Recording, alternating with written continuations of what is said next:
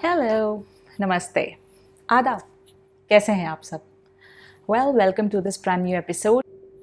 पिछले एपिसोड को इतना सारा प्यार देने के लिए बहुत बहुत शुक्रिया। किसने सोचा था कि ये जो सफ़र हम अकेले ही तय करने निकल पड़े हैं उसमें आप सब इतना साथ देंगे। थैंक्स।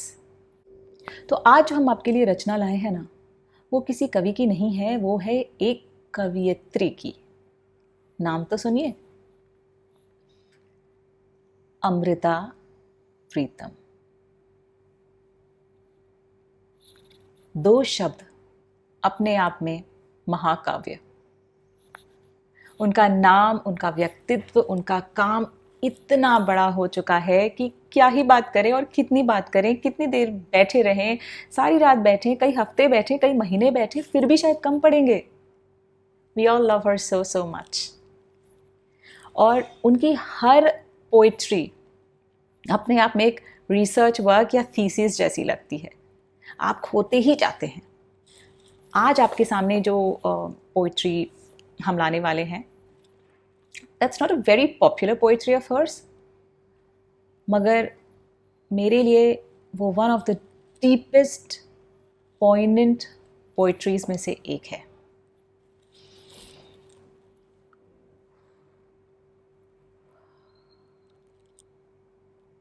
सिगरेट।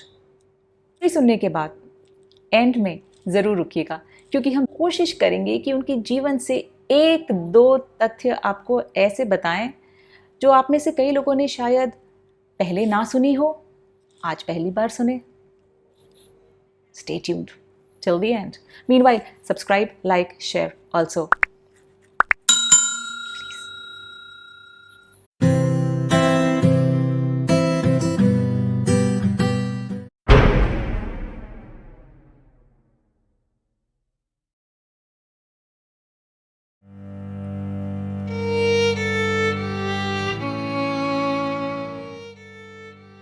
ये आग की बात है, तूने ये बात सुनाई है।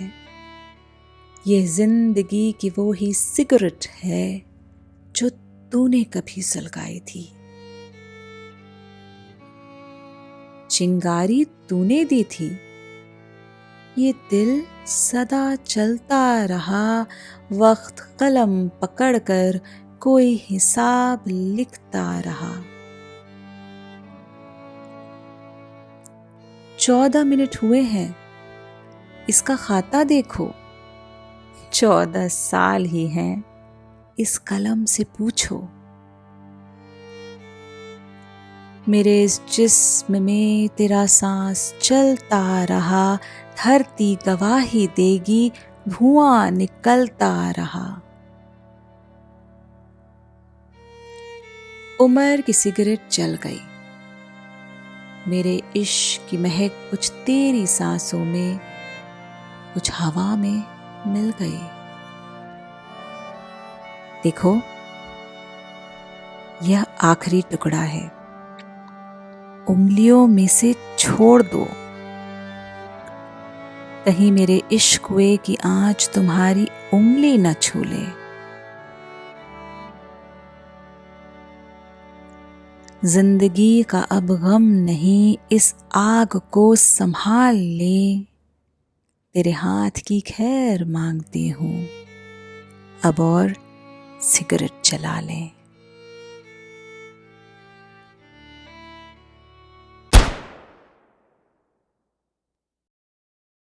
अमृत कौर यानी अमृता प्रीतम 1919 में पैदा हुई पंजाब में, जो आज की डेट में पाकिस्तान में है। राज बीबी उनकी मदर एक स्कूल में टीचर थी और उनके पिताजी करतार सिंह वो बहुत बड़े स्कॉलर थे, पोएट भी थे, तो नेचुरली वो चीज़ें उनमें पास ऑन हुई। अमृता प्रीतम की अगर आप पोइट्री पढ़ें, तो कहानियाँ पढ़ें या एसेज पढ़ें, तो आपको ऐसा लगेगा कि उनमें बहुत दर्द है। शायद वो दर्द तब से शुरू हुआ जब वो मात्र 11 साल की थी। When she was just 11 years old, her mother passed away. और वो दर्द को अंदर वो सींचती रहीं। समय के साथ साथ ये दर्द और भी बढ़ता गया, क्योंकि उनके जीवन में भी जो उतार चढ़ाव आए वो बहुत सिंपल नहीं थे। वो लाहौर में रहती थी अपने पिताजी के साथ। 1947 में माइग्रेशन के time she move to India. अच्छा, शुरुआत के दौर में तो वो रोमांटिक पोएट थी, वो प्रेम के बारे में बहुत खूबसूरती से लिखती थी, लेकिन इवेंचुअली सफ़रनामा के साथ साथ उन्होंने अपना जो रास्ता है वो प्रोग्रेसिव राइटर्स मूवमेंट की ओर भी बढ़ाया और इवेंचुअली वो फेमिनिस्ट पोइट्री भी करने लगी। उनकी कविताएं, उनकी कहानियाँ इतनी धीमे धीमे पॉपुलर होने लगी कि उनमें से 2-3 का तो अडेप्टेशन फिल्में हुआ, जैसे कादम्बरी, देन डाकू, and of late if you remember Urmila Matondkar की एक मूवी थी पिंजर। और इसके अलावा उनकी स्टोरीज़ ने बहुत सारी एपिसोड्स को, OTTs को और साथ में मूवीज़ को भी इंस्पायर किया। तो कहीं ना कहीं वो जो सिलसिला बहुत पहले शुरू हुआ वो आज तक चलता जा रहा है। एक और बड़ी स्ट्रेंज सी बात है कि वो बस 16 साल की थी जब उनका विवाह कर दिया गया। For somebody who was such a strong-headed and very complex woman, Amrit Kaur got married to Pritam Singh in 1935. Pritam Singh जो थे वो लाहौर के अनारकली बाज़ार में एक मर्चेंट थे, उनके सुपुत्र थे। तो ये शादी चली पर ज़्यादा टिक नहीं पाई because it was not a very happy marriage, so they called off. 1960 में दे सेपरेटेड। अमृत कौर अमृता प्रीतम बन चुकी थी।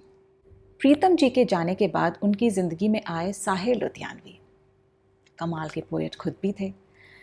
Amrita had sort of an unrequited love for him, जो वो पूरी तरह से फुलफिल नहीं हो पाया क्योंकि उनकी ज़िंदगी में, साहिर साहब की ज़िंदगी में सुधा आ गई थी।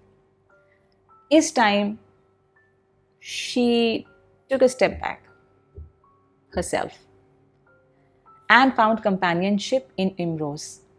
इमरोज़ जी के साथ उनकी दोस्ती कम से कम 40 साल चली और इस दोस्ती के दौरान उन्होंने बहुत अच्छा काम किया, दोनों ने ही। इमरोज़ ने भी बहुत सारी अमृता प्रीतम की किताबों के कवर को डिज़ाइन किया, अपनी पेंटिंग्स में अमृता को लाए वो और उनसे इंस्पायर होकर बहुत सारी पेंटिंग्स बनाई। बहुत ही खूबसूरत सा रिश्ता था। साहिर लुधियानवी साहब के साथ जो उनका रिश्ता था उस पर एक रसीदी टिकट करके रचना है जो आप ज़रूर पढ़िए। और अमृता इमरोज़ की जो रिलेशनशिप थी इसी नाम के साथ है, Amrita Imroz, a love story that is also available. What a beautiful relationship between Amrita and Imroz. To die for. आखिरी के चंद दिनों में उनके साथ इमरोज़ थे। और एक और जाते जाते ये एक छोटी सी चीज़ जो बहुत कम लोगों को पता है कि अपने आखिरी के दिनों में वो राइटर जिसने स्टार्ट किया था रोमांस से, went on to progressive writers movement, then went on to become a feminist, ultimately also started writing on spirituality. She turned to Osho. आखिरी के दिनों में उनका झुकाव ओशो की परंपरा की तरफ हुआ था, जिसकी वजह से उन्होंने ओशो की किताबों के इंट्रोडक्शन भी लिखे हैं। अमृता, बोला था ना आपसे, इस नाम में ही पूरा एक जीवन है।